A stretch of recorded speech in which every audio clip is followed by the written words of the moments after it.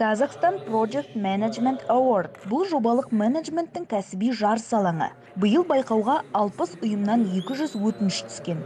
12 номинация бойынша үздіктер анықталды. Оның 2 аталымы бойынша Ішкі істер министрлігі алтын жүлде иегері атанды. Негізгі номинациялардың бірі жылдың үздік жобалық кеңсесі.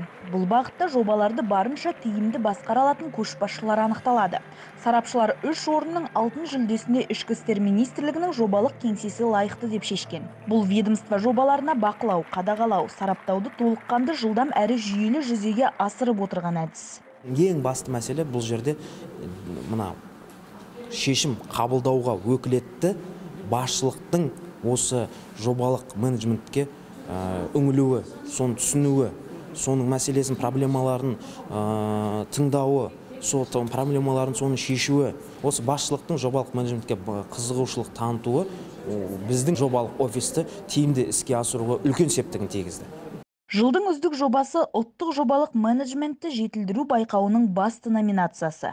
Осы аталымның орталық мемлекеттік органдар санаты арасынан Ішкі істер министрлігі ұсынған сервистік модель бірінші орынды иеленді. Құжат бастылықтан арылып, заманауи жүйені көздейтін жұмыстың да, жобаның да нәтижесі мол. Ең үздік жоба Қазақстандық сервистік полиция моделі. Бұл жобаның мақсаты азаматтарға көрсетіліп жатқан қызметтің сапасын жақсарту болып табылды. Жоба соңында біз учаскелік полиция инспекторлардың 60% уақытын үнемдеп, ол үнемдеген уақытты біз азаматтарға көрсетіліп жатқан қызметке жолдадық. Мемлекеттік органдар қызметінің тиімділігін арттыру үшін жобалық тәсілді енгізу мемлекет басшысы тапсырмасы болатын. Осы мақсатта Қазақстан Республикасы президенті жанындағы мемлекеттік басқару академиясы өзара бәсекелестік орнату, үздіктерді үлгі етуді көздеген ұлттық жобалық менеджмент байқауын жүзеге асырды.